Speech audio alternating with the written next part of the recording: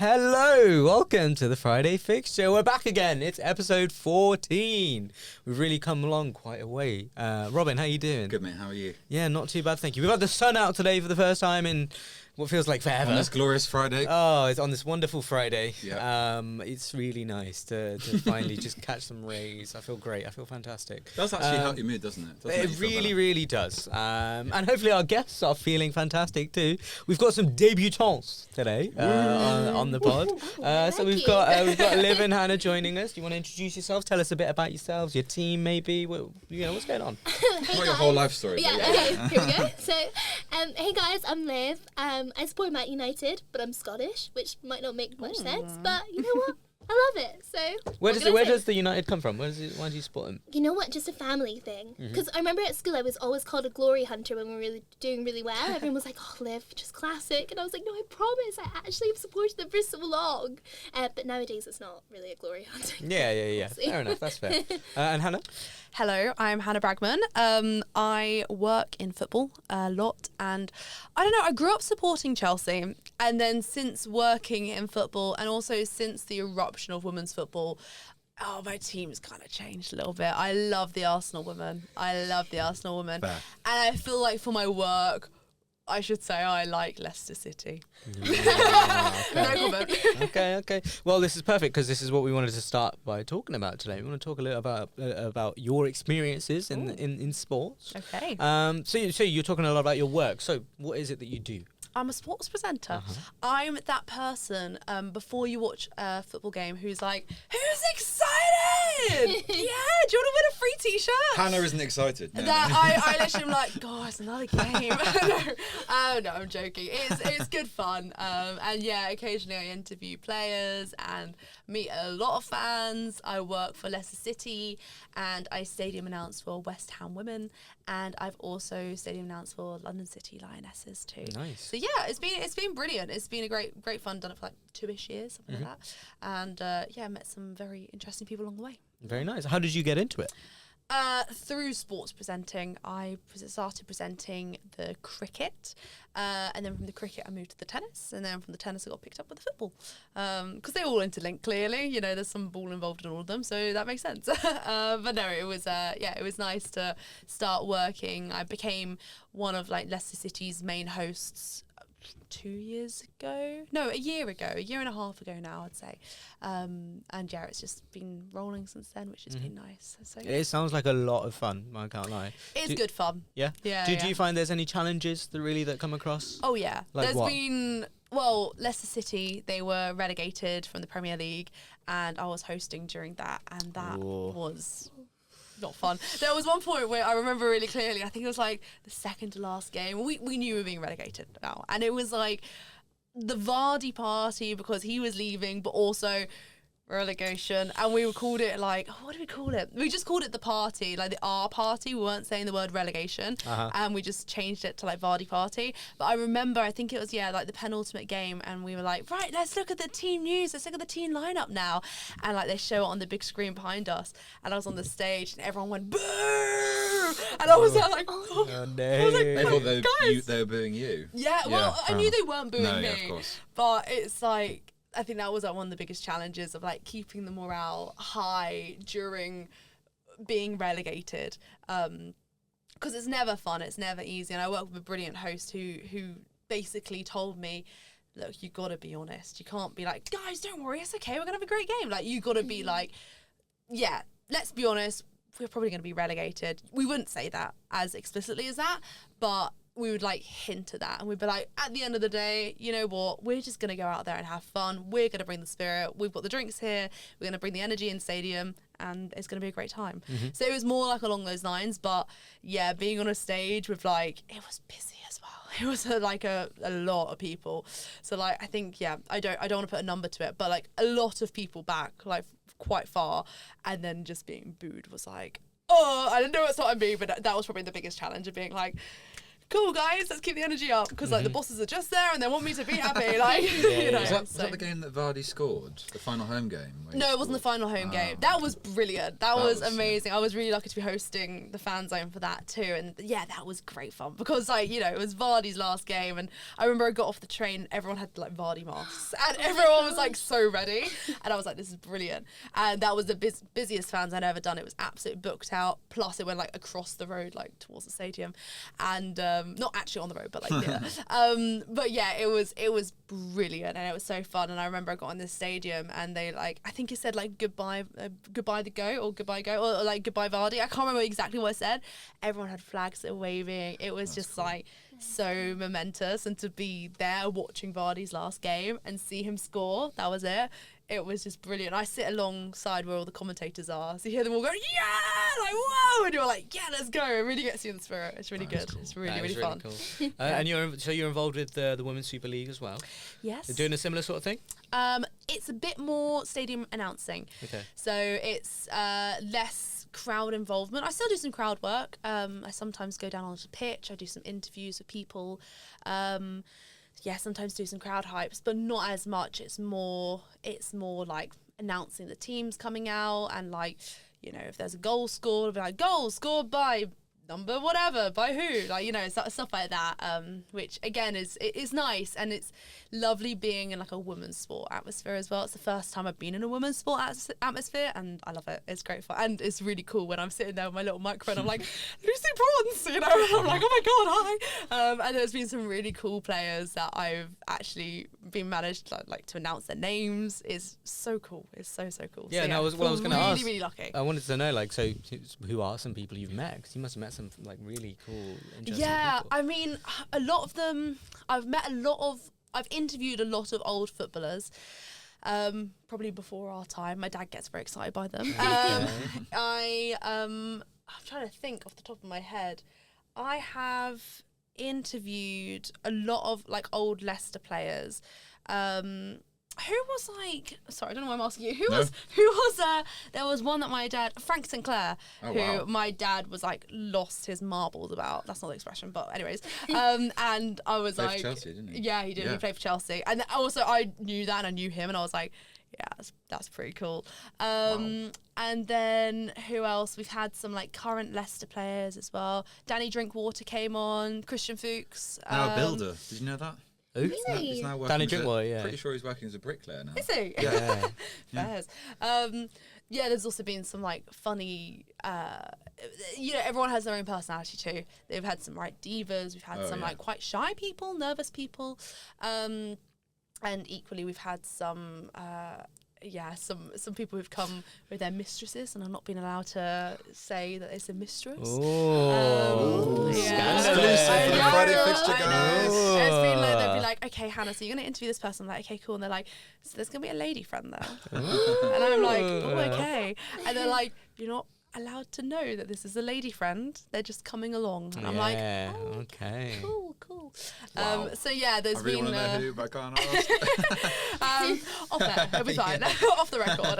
But no, it's quite, it's been an experience. It's been fun, for sure. Absolutely. I also think with regard to that as well, like, it's not really that surprising. Like, No. you know, No, like it's realistically, so like when you really think about it, they probably are. Yeah. Like, quite a few of them doing that. Yeah, absolutely. But for legal reasons, we Yeah. cannot But for name legal names. reasons, nobody does, and everyone's Absolutely. legally married to their lovely wives. Yes. Absolutely. Legally married. Yes. Oh, of course. And happily married. And Yeah. happily married, Happily yeah. married. Happy wife, happy How life. Other beautiful. way around, but yeah. Yes, exactly. Asterisk. And I guess I wanted to know then, because you know you're involved with these different teams, and you were saying like, you know, your allegiances are sort of split around a little bit. Do you have one that really, if you had to pick one that's really just sort of that you will really feel connected to, who is it going to be? I grew up with Chelsea. I grew up in a village close to where Chelsea plonked their training ground. Cobham? I grew up the village along from there. And I remember I worked in the little cafe, and I was there every Saturday morning making my coffees for various Chelsea players. And Crystal Palace actually came in at some point, and like commentators as well and stuff. So I feel like Chelsea's in my blood. You know, like Frank Lampard. I've always liked Hannah. I've always liked Hannah. I knew it. Like I remember, like in my primary school, Frank Lampard came and gave me a little prize for winning like the Oh my photography God. competition. That's That pretty is cool. so Like cool. every day at the end of my road was this like massive school. Which John Terry's kids went to, and so when I had started driving to school, I remember John Terry, like for some reason we always like matched timings, and he would like let me out like most mornings. I'd be like, oh, thanks, John Terry. Driving to school. Oh, and I remember I used to get the school bus. I was always late, and I would always like chase the school bus like a couple of stops along, and usually I'd get the school bus outside the training ground, Chelsea training ground, and I remember a few times I would like my mum would be like, put out in front of all the traffic and like try and chase, like get in front of the school bus. And one time she nearly crashed into Jose Mourinho. Oh my god. Nice. It's just really funny. So yeah, I think because like my childhood's been very Chelsea orientated, Chelsea's got to have my heart. But as an adult, forming my own opinions. No, we're all about that. That's so fair. I know this is so like, but I love my Arsenal women. Yeah, I that's fair love enough. my Arsenal women. Well, so Maeve, if obviously. I can, you know, Maeve, yeah, of course. I love me. Supports Arsenal women, don't you? Arsenal as well women. as West but Ham not, men's. but not Arsenal men's. So Yeah, I that's think this is happen. the thing. Like, actually, can you support women's teams differently from men's Yeah. teams? It sounds like you can. It 100%. seems like it's a I thing. think you can, right? Yeah. But people come to me and ask me that question. I was like, oh, I do. So I hope that's all right. So yeah. I feel like there's a lot of rules these days, isn't there, Naz and Hannah, and they've like there's no rules really. You can support whoever you want. 100%. It's just you're just having fun at the end Yeah. of the day, It's right? Because it's because hooliganism has not dissipated into the women's game that much yet, so it's not really that big of a deal about, you know, That's true. like being Although- loyal. It makes me laugh. I was doing my last West Ham game and we did quite well in the last one. We won actually, I'm pretty sure. Well, the last one that I was stadium announcing for, and we had this like proper. I reckon he was a West Ham hooligan, and he was there, and it was like, yeah, and it just made me laugh because like it my dad? the whole, it just made me laugh because like everyone Yes. there was just like, you know, like it's like everyone gets involved and but there's a lot of like young women there and like girls and like it's obviously a lot more of Yeah. a women-heavy audience, and there was this like full hooligan who was there with like bubble gun like blowing bubbles, and I was like, yeah, mate, go on. It made me laugh. Went to the pub with them afterwards, didn't you? Yeah, we had a great Yeah. time actually. He's the best, you know. I think it's really nice to see because I think initially we would have seen a lot more like of the crowd at these games being women, but now more and more I think you are beginning to see. You want the hooligans? That's what you're saying. Not Naz. necessarily. You are seeing a lot more men. It's a beautiful thing to see, isn't it? See all the hooligans in action. It's just really fun to see that there's loads more men going now as well. To Just these love games as equality. well. Just supporting. It's Yeah, good no, fun. It's good fun. I'm joking. You are right. You are. Yeah, Right. it is nice. Well, let's talk about Chelsea as well then. In general, Chelsea. I'll bring you Come in for on, this, Hannah. Robin. Yes, Robin. You're not doing so great at the moment. Damn, Robin. You've just had a 1-1 against Burnley. Yeah. That again, I think Chelsea is just a little bit dry at the moment. There's not really much going that's great. You're not awful. It's just kind of a bit. I'll let you take this one, Robin. you can leave the floor if you want, and I don't mind. But I was just going to say, like, I was wondering what people's thoughts were on like footballers taking holidays mid-season, because I feel like I don't know if you heard, but a lot of the Chelsea players went to Dubai on a mid-season bit of a jolly. I think quite a few of them, about 5 or 6 of them.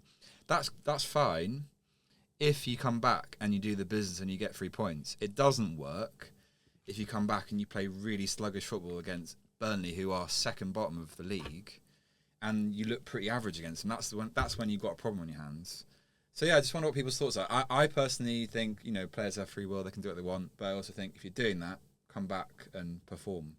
Because I just think it doesn't happen enough. There's often players will go on these jollies and then be really sluggish. But yeah, Naz, what do you think on that? I mean, if I was a rich millionaire footballer, I'd be inclined to go on little holidays. okay. here With and your there like as well. numerous wives, right? No, just the one. Just the one. Oh, sorry, girlfriends. That's Obviously. right. Yeah. How long do they get as How long holiday? do they get? Well, like annual leave. No, but because they obviously get at end of season they get their time off. But how long do they get in total? I don't know. I mean, I presume they're on very friendly contracts. But I mean, players these days, as we know, will be playing most weeks, Most weeks. even with Especially with all the friendlies. cups. You know, the FIFA Club World Cup, which obviously Chelsea were part of. So maybe there is logic to it. Obviously, the players are knackered. They didn't really get a break over There's summer. training almost every day Yeah. as well. It's also probably very restrictive on stuff like diet and stuff like what they can Oh do. yeah, and massively. And So sleep yeah, and so I'm. But yeah, I completely understand. it's a conflict, isn't it? It's a Because they're conflict. humans. Yeah, it's a tricky one. Yeah. I remember speaking to I can't remember who it was. It might have been Christian Fuchs about Christmas. Great name, by the way. And A lot of FPL yeah. teams have There's a Fuchs lot- in there's a their. lot of it's there's a lot of brilliant. Boxing Day Their games, names. so a lot of them Yeah. don't really get Christmas. And that was the thing. And then he was talking. I was talking to him, and I was like, I think it was just before Christmas I met him, and I was like, oh, are you excited? And he was like, yeah, I'm excited to be with my family. It might not have been Christian, I can't remember, but he was like, I'm excited to be with my family and like everything like that, obviously. But I'm not drinking. I'm not really eating a big roast dinner. Like I've got to watch my diet. I've got to be on it. I'm getting up at like 6 a.m. and training. Like it's not really Christmas as we know it. Yeah, I If suppose- you celebrate Christmas. The only caveat I'd say to that is that, I mean, Naz maybe agree with me. Most people, when they're a kid and they love football, dream to be in their position of like playing in the Premier League. You know, obviously Christian Fuchs went on to win the Premier League as well. So like he's had an amazing career. Oh yeah. So I would sacrifice 30 Christmases to be in a position to play one season in the Premier League. I'd love to be in that position. But I can see it from the human perspective of like, if you've got a family and you've got, you know, you might have, your parents or whatever are visiting as well. You want to see them as well. So tricky one, but It's definitely a sacrifice that you just know you're getting into that. Like once you decide, I'm going to try and be a professional footballer, you're giving up a lot of like. you're quite selfish fun personality. I side. feel like to be a footballer as well, right? You have to be quite But selfish. You have but, to start so young as well. I mean, Yeah. a lot of them do. Like, you know, they have like training centres or like they're training them from such a young age. That's what I didn't realise is that the academy scout them from Mm-hmm. youngest like 6 years old, and I'm like, how do you getting know younger. at 6 years old Yeah. that these It's- people are going to it's be crazy. amazing footballers? But also where I grew up, there was a lot of families that for like a bit of extra dosh would like rent out their room to like an academy player. Oh, really? And so yeah, like one of my really close family friends has had like numerous players. Some of them have gone on to be quite big people, living with them. And basically their criterion is they'll get rent paid for by the club, like Chelsea in this example. But Chelsea would ask them to be like a family to them because they're so young, a lot of them, and a lot of them have also come from abroad sometimes and stuff like that.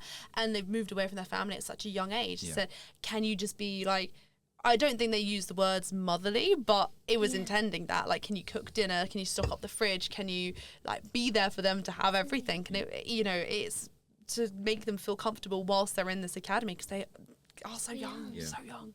Well, one of those star players who's obviously been a bit sluggish recently is Cole Palmer. Now, as I was going to speak to, but obviously he misses that chance when Kyle Walker sort of messes up the clearance up the pitch, and then Cole Palmer from 2 seasons ago, he just walks past Dubravka and just slots it, right? Yeah. Does seem to be lacking a bit in confidence, which is a bit of a problem. A, for Chelsea, and B, I will say this quietly, but more importantly for England, because obviously we're in a World Cup year. You need Cole Palmer to be his absolute best, because I think he is on par skills-wise with maybe a player like Saka in terms of potential influence for England.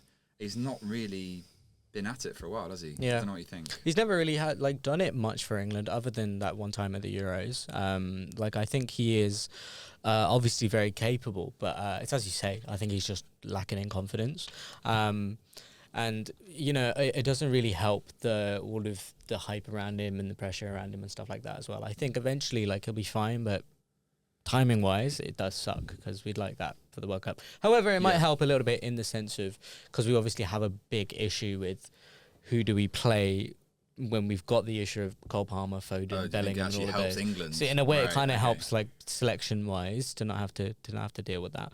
Yeah. Yeah. So Chelsea not fantastic at the moment. It's been sluggish. Sluggish is It's the been word. sluggish. It's been sluggish. It's a nice way to put it. We can also talk about Manchester United.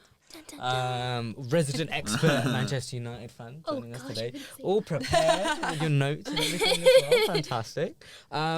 So United Never played. mind. Drops her notes on the floor for the audio recording. So United beating Everton. You're doing pretty decent at the moment. We are. How are you feeling about Michael Carrick? You know what? I think Michael Carrick coming in, I mean, we were having a pretty rough season. We were in the lower part of the league. Obviously, Amarim, it just didn't really work out, I don't think. But the fact that Michael Carrick came in and he's managed to get 16 out of the maximum 18 points is extremely impressive.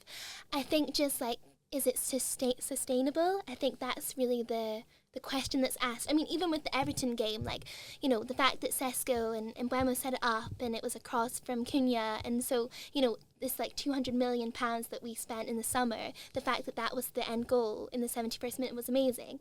But the actual quality of play was not very good. I mean, we had very similar shots on target. We had very similar possession, and so that's the only thing. It's just is it going to be sustainable for the rest of the season? I'm not sure. Yeah. And so that's the thing that we need to work on. I mean, obviously we have Crystal Palace, but then we've got Newcastle not at home, away at Newcastle, and that's never an easy game. Nope. So for any team. So I don't know. I'm hesitant, but I'm also really hopeful. Yeah. But obviously, we've had a few runs with the managers, and is it like a pre-manager bounce?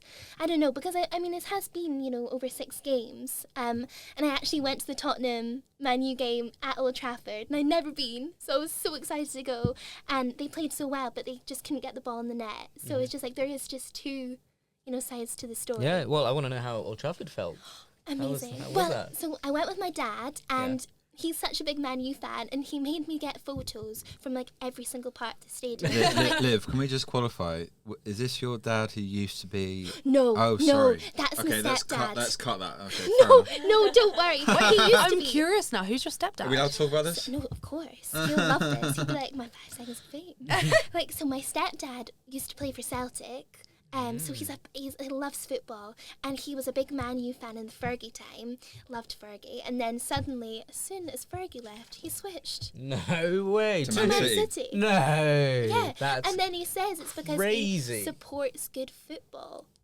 But I don't know how convincing that is. I feel like a lot of people in Manchester would have a lot to say about that. Exactly. I mean, we need him to come on the pod and explain himself. Oh, yeah. I know. It's ridiculous. But to be honest, I always catch him watching the Man U games over the Man City games, and I'm like, how convincing is this whole thing, to be honest? But I don't know. I mean, I get he's like, you know, I think from maybe like because he's been a footballer, he looks at, and I mean, a few seasons ago, Man U weren't doing the best, but you can't just jump ship. Can't do that. You know, but well, we spoke earlier about having like multiple teams, so maybe you can. Maybe you can. Yeah, maybe you can. I think in either men's or women's football, I think it's probably the rule is you only have one serious team. Yeah.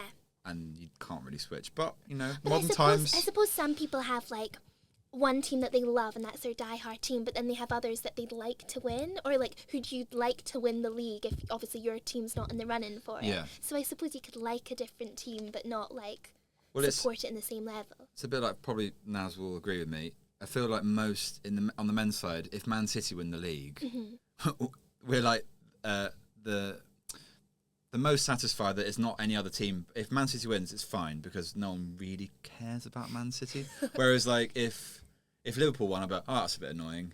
But yeah, Man City, I don't mind them winning because I just don't really care about them. But what about Arsenal? Well, just to, like, shut them up, I'd say, yeah. Maybe let them win one and then go back to being purgatory for the next 25 years. Just let them have this title. That's fair enough. Liv, I was going to ask you as well, I was match reporting, or practice match reporting on Monday, so I was watching this game quite intently.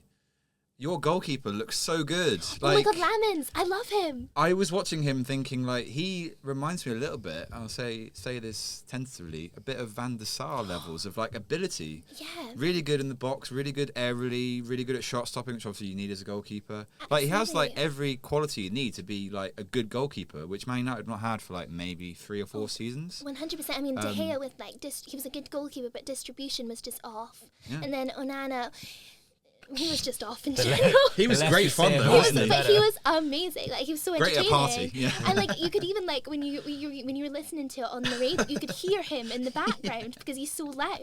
But yeah, unfortunately, he didn't last. And then, you know, Lamens has just been so. I mean, even David Moyes at the Everton game, like, complimented Lamens. Like, he said he's very robust, I think, as well. I mean, they had like 11 shots. You know, they had 11 shots on target, and he managed to, you know, move. Not necessarily like great saves, but just you were always confident that he would save.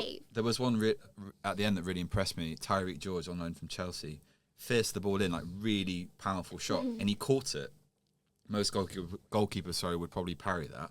He managed to catch it and make it look pretty pretty easy, which it wasn't. So Definitely. And you've got a goalkeeper he's on your also hands another there. signing from the summer, and it just, we've had a lot of errors with spending so much money on Yeah. loads of players like Anthony, and stuff like that, and then and they not being successful at all, and Yeah. it's a waste of money. Then we lose money. So to actually have like 4 players that have came out pretty decent has been great for the club, I think. And Yeah. also I have to give some credit to Amarim for that as well. I Oh, think. really? You're probably one of the few United fans, yeah. You know what? I feel so bad for that man in the way that, like, you saw him at the start and he was so hopeful, and then you Yeah. saw him at the end and he looked like he'd aged about 25 years. He was just like, and I feel like that happens with all of our managers. Like, I actually feel a wee bit bad. I mean, what I feel bad is with the most is What, the pay is the packet? press, like the slaughter that they get and their Yeah. family and stuff. I mean, it happens with, obviously, like, happened with Ange, it happened with, and stuff like that, but I just feel so bad for them. I don't know. You if said it's- that, Liv, but we've talked a lot, haven't we, Naz, about the way he walked so confidently in the snow when he lost his job or quit his job, whatever, and he just looks so confident, like walking. I've never seen someone walk so confidently Oh, on the really? ice. Yeah, he was so happy, wasn't he, Naz? Yeah, honestly, Yeah. it's definitely it's a nice compensation Yeah. to have to lose your job and be £10 million richer. That's true. That is true. Honestly, I'll take Almost it. feel It's not, sorry for him. Yeah. it's not Yeah. awful. It's not awful. Well, that's very exciting that you got to see Old Trafford as well, because I've also never been, and also as kind of hatred for Manchester United means I wouldn't want to, but also I do want to. In the away. It's a historic thing. Exactly, It's exactly. historic. Like I would Absolutely. like to. I would like to. I'd What like about to to go for like an England game, Naz? Would you go there? Yeah. Really? I'd go to. Yeah. I mean, they do like Soccer Aid there and Yes, stuff as that's well. true. So, Soccer so Aid. I'd I go used to to that. love that. The only thing I would say though is there wasn't that much atmosphere.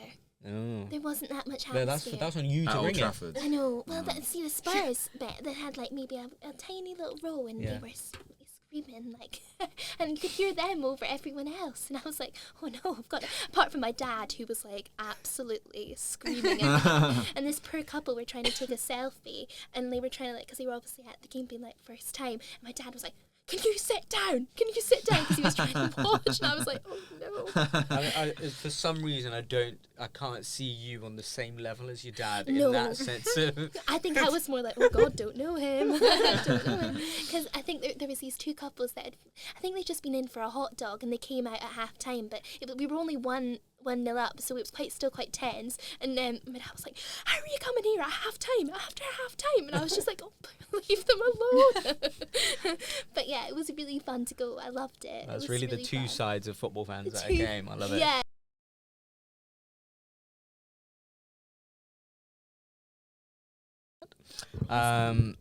So how do you think you guys will end up this season? Do you think you'll get Champions League? It looks like you're in a good place now. I hope so. I mean, obviously last season, we didn't make Champions League. We were kicked out of the other 2 cups in the first round. So it can only go up from here. Yeah. But I hope we make Champions League. That would be incredible. I also feel like, the team just looks so much in better shape. It looks more positive all in general. I think there was a little bit of like I think there was a mental kind of problem in our team. I think there was, and I think hopefully that will be, it looks like there's a lot more confidence when they play, and I think there's a lot more togetherness, so I hope that infiltrates into the next few games, because the next few games are going to be pretty tough. I mean, we've got Palace, but then we've also got Newcastle United. That away as well at Palace. Palace is at home, Oh, okay, yeah. but I Should be think fine. yeah, it should be fine. And also, we're still in quite a big thing with Chelsea. Dun, dun, dun. Yeah. Yeah. I was going to say as well, like, do you think for you it's it's a bit of a free hit for the manager as well, the caretaker manager in Carrick? Because I feel like next season, if you do qualify for the Champions League, which you probably will, given you've only got to play Premier League games now, Yeah.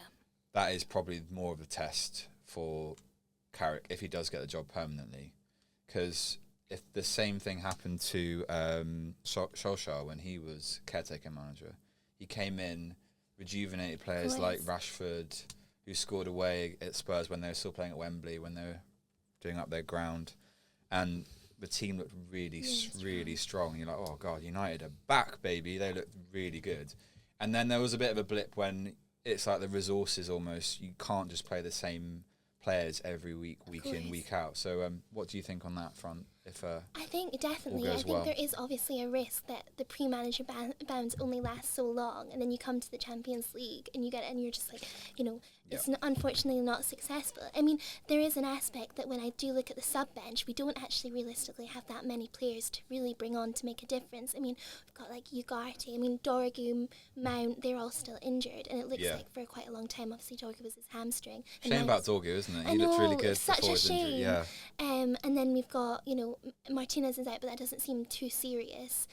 So there, we do have to, focus on the summer transfer window as well. I think we're looking at Anderson and Morgan, Gibbs-White, and hopefully with McTominay and Rashford maybe becoming permanent signings, we will have money left over to then invest in players. But I think for Carrick, I think he'll probably be thinking that as well, that, this is great for now, but it's not sustainable into the Champions League. It's not. Because our quality of play isn't actually that great. Everton could have definitely won, but it was just that moment of play was extremely good for us and we managed to get through.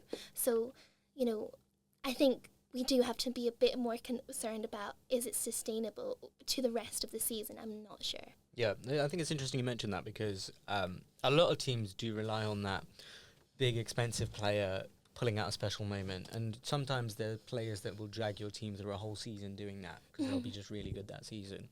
How do you think they fixed this issue about being a sustainably good side then? Is it a case of bring in more players? Is it, bring in a manager with an identity and maybe not Carrick? Like, what do you think is the better? I think, obviously, he's only had 6 games, so I guess, and Amram's rule of play was very much different, and then Ten Hag's, so I can understand the players are probably quite confused on what's good and what's bad, and, Amram's quite against Mainu, and then, Carrick's brought Mainu back in, so I think there, people just have to suddenly get used to playing with each other in different ways and different points of attack. But I think some of the state of play does need to be changed because some of it's not working. I think our midfield is very strong, and I think our defence, but our attack, there's, even with the Spurs game at Old Trafford, I think we had something like 20 shots, and yeah, of course, we still got 2 goals, but we should have got far more than that. And it's like, we paid these players so much money, and a lot of them are Champions League players and incredible. And Mbeumo, Sesko, we played Super so much sub money. Sesko, yeah. So, yeah, and they come on the. Obviously Sesko came on the pitch and did an amazing goal, but previously it's not been consistent. So I'm not sure, but hopefully Carrick will be okay. You're happy with Carrick at the helm? I am right now. Yeah, I am. But obviously I'm not 100% positive if he will be our permanent manager. I don't know if that's how it's looking right now. But I didn't know that, what's his name? Who's the guy that used to be on our team, like Johnny Evans. Johnny Evans is a coach now. He's one of the coaches for Man United, coaching assistant. I didn't know that. So I saw him on the sub bench, and I was like, oh my gosh, I recognise you.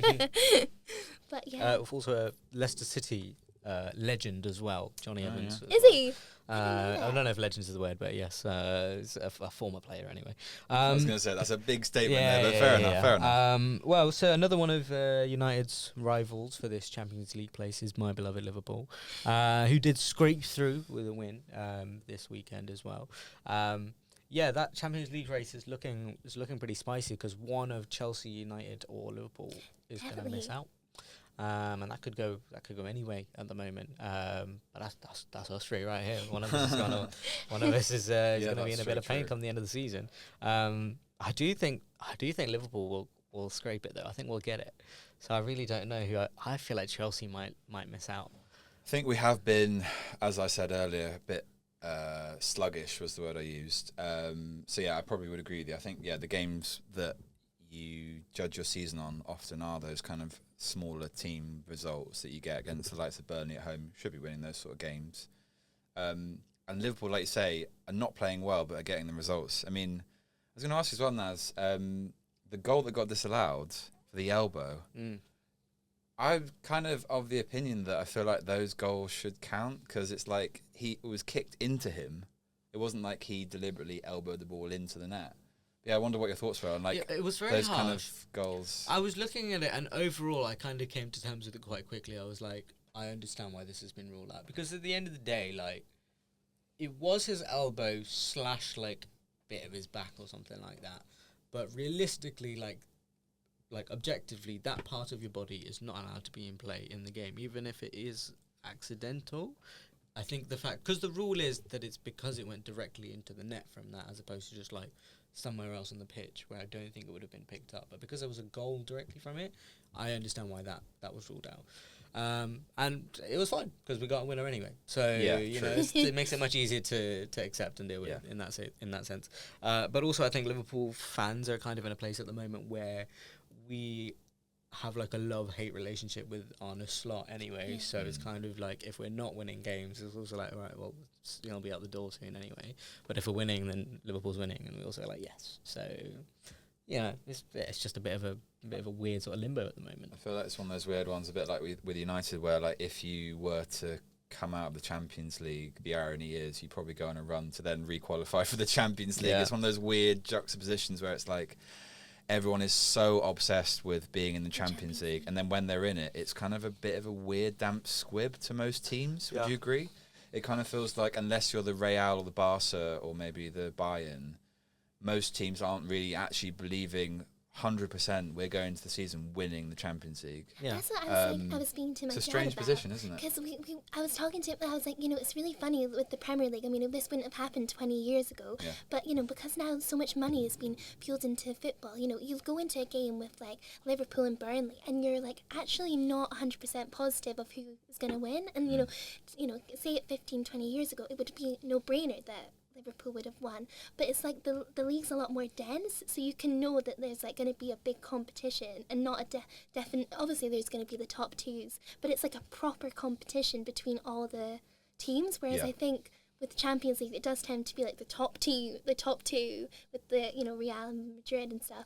And I think it's an interesting perspective on it.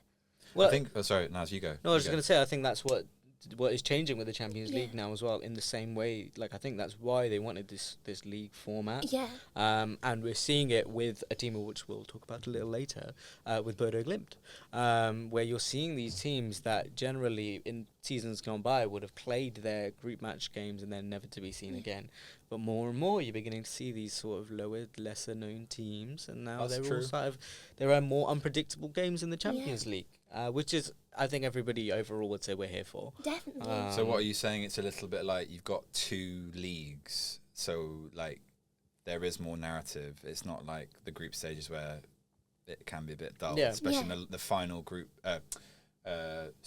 stage game where it's sort of a bit like often exactly who's going to qualify. Yeah, there's so much more jeopody in it up until the last game now. Which I think it does make it more exciting. It does. Although what I would say to you is, whatever you do, when you're watching the final match day of that league phase, don't go to a pub with multiple screens where they're showing all the games, because honestly, my brain could not deal with it.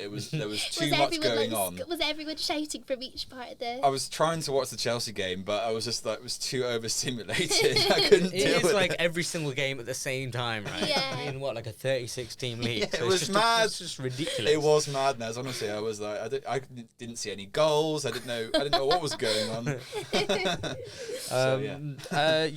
So that's our Champions League race. Another big game that we did have this weekend was, of course, the North London derby, where Arsenal triumphed again. It looks like it's becoming Eze's playground, if anything. It's his only good game.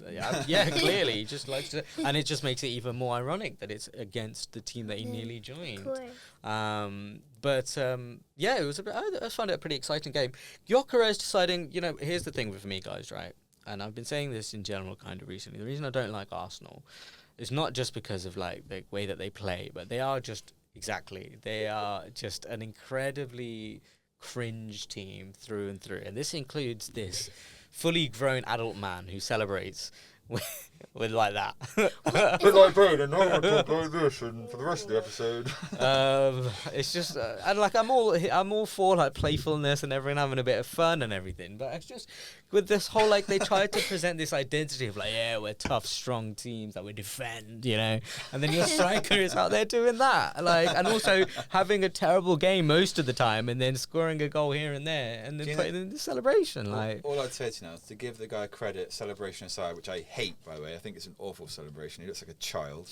But for me, the finish for this was it to make it 2-1 or 3-1, where he like glanced the ball and then just slots it. Was that to make it 3-1? I think it was. That was a really, really good finish. The final goal, 4-1, he kind of brushes off the defender. Yeah, Archie Gray. Poor Archie Gray. Yeah. That was a good he goal. does look really good. Yeah. But that's again, only when he decides to turn up. Half the time he just doesn't. Again, you're playing against a Spurs side who are verging on the relegation That is also zone. true, yep. So it's like, this is not really a good marker of him playing well against what you might call a good side, because Spurs are not a good side this season. They are a terrible, terrible team. They are basically garbage, and I'm sorry to any Spurs fans listening, but yeah, it's true. They, in a way, kind of deserve where they're at the moment. They're not playing well. Obviously, the Igor Tudor's come in, and to be fair, for the first 20 minutes, they did actually look okay, and they equalised, and I was like, oh, okay, maybe they'll sneak a result, and it'll be like all the narratives now is about, Arsenal bottling again. Sadly, it wasn't to be, but yeah, no, Spurs look really bad, so I'm not sure if it's a judgment. Do you think they'll get relegated? I don't know if they'll get I mean, they're 4 points. They're 4 points to get relegated, aren't they? There's a very real possibility. 4 points off. I think it would be actually major if a major club like Spurs gets relegated. But the thing is, for them economically, it's major for a few reasons. Like, of course, they've got this brand spanking new stadium. Oh God, yeah. They need to be in the Premier League to withstand how expensive it is. I mean, obviously they've been riddled with injuries, but I think it can't just be injuries. There must be some. I mean, obviously, they've now got Tudor in, but he said, I saw the other day, he was like, it's the attitudes of the players are my biggest concern. So I think, apparently Danzo and Poro's coming back, so hopefully they might get an injury boost, but I'm not sure. Sounds like you've got a bit of a soft spot for Spurs. I do. A little bit. Okay, right. We're gonna move on because we're so far into the show. Fair. And all we've done is reviewed. We have so much to talk about, guys. Okay, let's move on. We are going to look ahead to some of the games this weekend. I do want to start with Robin, because you are going. Well, it's not the weekend. It's on Tuesday next week. You're going to go and see Boreham Wood versus York City. I am, yeah. So my York City, my second team. It's actually where I was born. Who have been terrible for years. Have always floated around League Two, National League, Conference League, whatever you want to call it, before it got rejuvenated. And York City are actually playing so well at the moment. It's really nice to see. We've got 2-star players up top, Ollie Pearce and Josh Stones. Check out the goal that Stones scored at the weekend to make it 4-1 against Scunthorpe, 4-0 against Scunthorpe. He literally bullies a defender out the way, runs to the side and slots it past like sliding defenders. Drogba would have been proud of that. Nice. Trust me, I'm not even joking. It's a really good goal. And I was talking to you last week, wasn't I, Naz, about disparity in leagues. I would say that the National League quality has gone up so much in the last, even 5 years. Like, the standard is amazing now. Players aren't just booting it up top, which maybe they might have done maybe 10 seasons ago. So it's just really positive. It's really fun. And yeah, if anyone wants to come to Boreham Wood, they're very welcome. Yeah, I think my friend Kaya said she'll be joining. She sent me a message. Yeah, she'll be joining as well. With her dad, which is great. Yeah. So yeah, me, Kaya and her dad will be there, amongst some of my friends and obviously anyone else who fancies it. Boreham Wood, Tuesday, be there. Yeah, I'm on. Liv, who's your hometown team?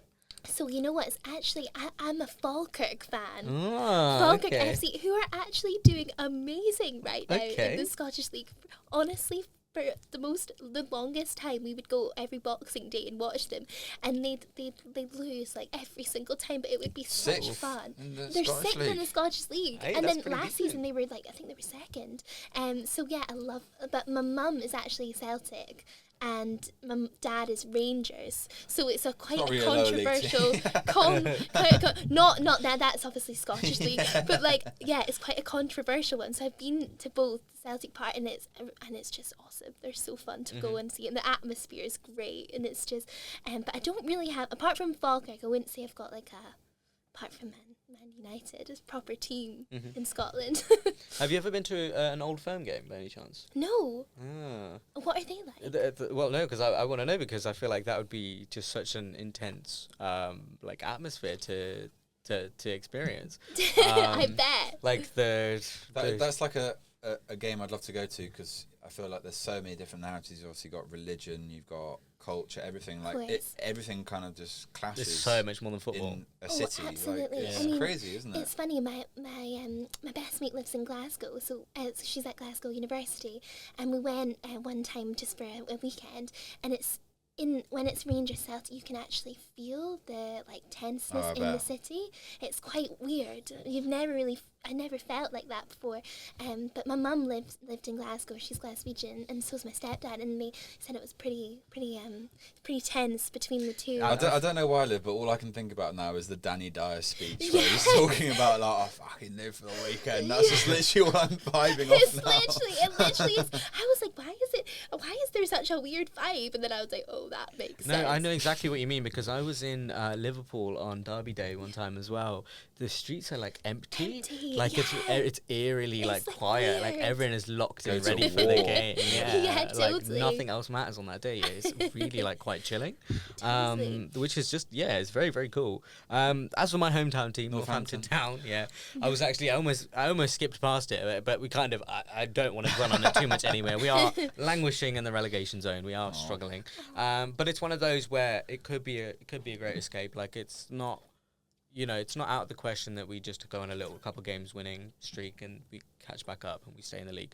But it's a bad season in general. Who's the manager? Sorry, Kevin Nolan. It is Kevin Nolan. Sorry, I was trying to think if that was true. Yeah. In my brain. And I would like to see a little bit more progress because he's kind of just been a bit so far. So I need the Cobblers to do a little bit better. So we'll also just time wise we'll briefly touch on the fact that Arsenal are playing Chelsea this weekend.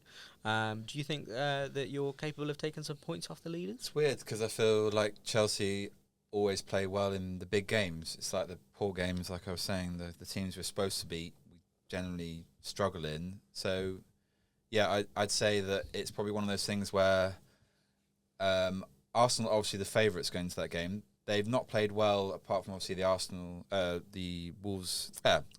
Spurs game. Sorry, previous to that, they've been on a bit of a poor run, so it might be a good chance to actually play Arsenal, but it is away, and I always feel like Chelsea struggle away at the Emirates. And I told you a few episodes ago that I went to the Emirates a few seasons ago and saw Chelsea lose 5-0 away at the Emirates, and I was so excited to go, and it was so depressing. So I thankfully don't have a ticket, but for that reason alone. But I think it'd be a good game. I think Chelsea probably could do well to get a draw, but we'll see. Okay. Well, I was going to ask you for a prediction. You want to give me that as your prediction? Yeah, I'll go 1-1. Yeah. Cole Palmer pen or something. Oh, okay. Cole Palmer. Okay. I think it'd be quite a caged game, and I think Rosinho will have a good plan for that game. Okay, it does seem like he's got something to prove as well after the Carabao Cup as well. So, you know what? Yeah, we shall see. And I will be on Chelsea's side for this as well. Anything that means Arsenal. Come on, Man City. Good. Yeah, exactly. I'm more than happy with that. Liv, what are you thinking for Arsenal, Chelsea? I think for Arsenal, it's a pretty important game. I mean, especially with Man City, it could put them a few points above. But I'm not sure. I hope Chelsea win. Oh, Liv, I appreciate that. For you, Robin. That's so kind. Give us a score prediction. I would say 2-1 Chelsea. Okay, very nice, very nice. I've always liked Liv. Yeah. So this is going to be a Chelsea battering. It's going to be a 5-0. Oh my God! Here's another. They are going to come in. Rossini's going to give them a team talk. Like, listen, guys, that League Cup game, that was embarrassing, and you guys are capable of so much more. He's going to drop his little his sort of cringe quotes and whatever in the dressing room. Saying the Legos coming up. Yeah, all of that. Oh, there'll be visual aids, there'll be everything, and then Chelsea will just put in an amazing performance. Another upcoming game this weekend is obviously we've got Man United Palace. Yes. How are you feeling about that? You think that I feel like you've got it I'm in the feeling bag. hopeful. Yeah. I'm feeling hopeful. Which is really weird to think as a United fan. So I think true. in general, this season, most seasons gone by. If you had said this last season, Crystal Palace, Man U, I would have been like, oh, yeah, no. exactly. But this, I feel like we definitely got more confidence. You know what I'm more thinking about is I felt so bad that guy can't cut his hair yet. Still cut. Oh no, we don't like him on No, that. you don't like him. I'm okay. I'm here with it. So you're like, what's his name? The guy that does the streaming that talks about it. What's the really famous streaming guy? Oh, Mark. Mark Goldbridge. Goldbridge. Yeah. he He's was just talking jealous, about isn't he? I think he's just jealous. But yeah, no, Yeah. Crystal Palace and Man U, I hope we do well. I hope it's a 3-1 or something like that. Well, just quickly, because obviously Palace, I've been covering Palace quite a lot this week for various reasons, but I spoke to the Crystal Palace Association's fans club this week. That was a really interesting conversation. And obviously they're talking about Glasner and how he'll be a god to that club regardless of what happens this season, even if they got relegated, which I thought was a big statement, but fair enough, they had such a great time last year. But the Ultras, the Holmesdale Fanatics they're called, they had a banner on Sunday that read, "Opportunities missed, bored, inept, fans disrespected, Glasner finished." Oh, wow. Which is quite big. So, yeah, it'd be quite interesting to see how they fare. Obviously, they beat Wolves just on Sunday, but they didn't play very well, and they gave away a penalty, so they probably should have lost that game. So, yeah, I feel like for Palace, this is a big test. Yeah. But they play well against United often. They so, do. Yeah, we'll see. Yeah. We both got injuries as well, so hopefully... Good game. Well, for your sake, you hope you win. We hope we win. There are so many other bits and pieces that we can talk about, but we can always save them for a future episode. So I will. You know, if anything, I'll do a little preview for our upcoming shows. We might end up talking about subjects like the political state of the United States and Mexico and how that will affect the World Cup. I do really want to talk about that. We might talk about FIFA's new rule proposal about injured players staying off for a minute and how that might affect the game and how teams feel about that. And of course, the UK has announced legislation recently. I think it was the UK that did. I wasn't sure who did actually, about unlicensed betting firms sponsoring teams in the UK. There'll be a consultation this spring in that. That was your news in briefs. Patreon episodes. This is our patron. Robin, I'm going to let you take out on this day. Oh, I have such a great on this day, and if you'll allow me, I am going a day ahead of the day itself. I'll give you. There's reason for this. That's okay. So imagine, obviously, we're publishing on the 27th. Imagine it's the 28th. Hopefully, people are still listening the day after. On this day, 28th of February 2005. I think you'll enjoy this one now, Liv. No, I'm ready. Okay. When it comes to football controversies, few would have expected TV chef Delia Smith to be at the centre of one on this day in 2005. Okay, so I believe she still is the majority shareholder of Norwich City. And at half-time, for some reason, she decided to grab a microphone during the interval. Oh, my God. Of the Premier League match between the Canaries and Manchester City, and to drum up a vocal support for the home side, and had this to say. Yeah, So I do impression? Okay. Yeah, go on. A message for the best football supporters in the world. We need a 12th man here. Where are you? Where are you? Let's be having you. Come on. Now, the question is... That was great. Well done. That was so good. The sound levels are probably fucked up a bit here, but I don't care. Now, the question is, was she drunk? Who knows? It was quite an undignified outburst. Or was it a genuine plea to the supporters? Who knows? But the newspapers loved it the next day, and obviously that is it's gone down in folklore, hasn't it, ever since? Yeah. Absolutely. I wondered, my question to all of you is, has an owner, co-owner, whatever you might be, have you ever had like a disastrous co-owner that's done something embarrassing on or off the field? Yeah, that's my question. Naz, do you have any examples? First of all, when it comes to good old Delia, in that situation, I wouldn't say she was drunk. I reckon she was like a little bit tipsy. You know, like had a couple of bevs. Yeah. Bit of a hospitality. Yeah, enjoying herself a bit much, right on the border. And then it was obviously such a passionate fan. And I'm here for it, I would love to see like more owners just come like and try and rally up the crowd, doing a bit of Hannah's job, just like, come on guys, So where's true. the energy? Just because it's like, they do a lot of behind the scenes and put all the money in and expect so much. It's like, show us your personality a bit, But yeah, in terms of our owners, I mean, Liverpool's owners are like, they've always kind of been big, serious businessmen that go and like, they handle that side of things. They don't really show face as much. It's quite funny though, like a lot of people like protest when they don't like things about Liverpool to the owner's wife. So I've heard about this. yeah, we she have has Twitter, doesn't she? Yeah, so her name Yeah. is Linda. So people just like all over just At her. socials, they're always just like, "Where's Linda at? I need Oh. to complain." But it's As like, if she'll like change things on their behalf. but or I something. think she yeah, does. yeah. I think there is some like kind of evidence that she does like read what people say though. Like she Okay. does comment about like Liverpool from time to time as well, which is really fun to think like some random American woman is Yeah. like actually really like has decided to be quite involved with Liverpool as well. I feel like Liverpool have got good owners. I mean, you used to have the guys that owned, was it Gillette or Wilkinson? Yeah, we Gillette, did. yeah. So they were not good owners, I think were that they? only failed because of the financial crisis of 2008. I think that really just messed things up. Otherwise, like, I have no idea if that would have ended up okay or not. But they did hire, which at the time felt logical, but obviously was a disaster. Didn't they hire Roy Hodgson to be the manager? So sounds about right. not a great ending to their tenure at the club. Yeah, was but it? everyone goes through their what's it called? Like when you have a bad phase, when your team is just a bad era, struggle era, Well, banter era. That's exactly. it. We got to ask you, Liv. Like you're course. well. He's a minority I stakeholder. think ours is a wee bit worse than. You don't have. We've touched already about what Jim Ratcliffe said off the field, but yeah. Apart from that, is there any other examples? I mean, you can talk about that if you want, but maybe more jovial than that. But Yeah, of course. I'm trying to think.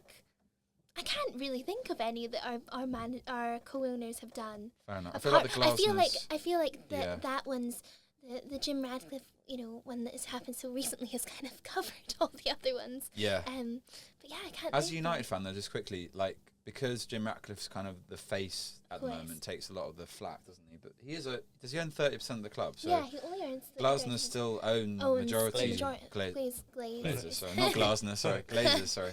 The Glazers own like 70% or whatever it is. Yeah, absolutely. But they seem to get away with a lot of stuff, don't they? They do. I feel like they just hide in the depths of the stadium and Yeah. don't really just say Well, this is what I mean. anything. This is kind of what it You know, feels like. I'm lot being of truthfully honest.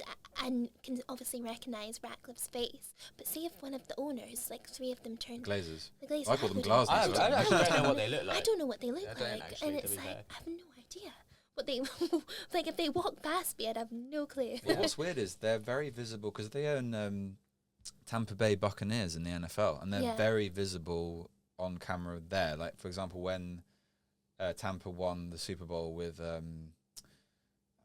Tom Brady as their quarterback, they were there front and center. Like, they seem to enjoy the limelight there, but then the Premier League, because they know they're kind of hated, yeah. they're carry away in this day in America. So it is interesting. Absolutely. I think it depends, definitely on fans and stuff, and if they're appreciated or if they're not. And if they're not, they'll just hide away. Yeah. Probably for their own, Yeah. I guess. I don't know. Maybe because, though, I feel like they wouldn't be the type of people to shy away that much. Mhm. I don't know. I'm not sure. I think it's also notable that a lot of these owners are they're not UK people. Like they're from all over, and so they don't necessarily integrate into the being a fan aspect. Absolutely.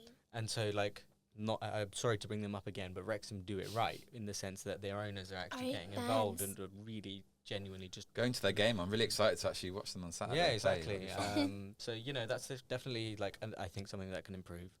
Your owners coming to almost every game at least, and because also how many of your fans of the club that you own are desperate to go to games there and just and you can just waltz in and go and sit in a box and watch Yeah. every game. You should That is so true. you should be doing that as your team. Yeah. But yeah, that is a fantastic on this day. And Definitely. that was a pleased. very, very funny I moment. didn't realise I was going to do that, but anyway, we are where we are. No, thank you very much. Well, that rounds things up for today. It almost feels like we've had a long episode, but it feels weirdly short Yeah. because I we've been know. having really long ones as well. So yeah, thank you very much for tuning in. Thank you to Maeve for producing today. Thank you to Robin and to Liv. you, I hope you've guys. enjoyed your time. I've had so much fun. And you're welcome back anytime, of Oh, course. God, stop. Yes, And a shout out to Hannah as well. Thank you Yes, to her definitely. for coming on. But yeah, we will see you next time on the Friday Fixture. Cheers, guys. Bye.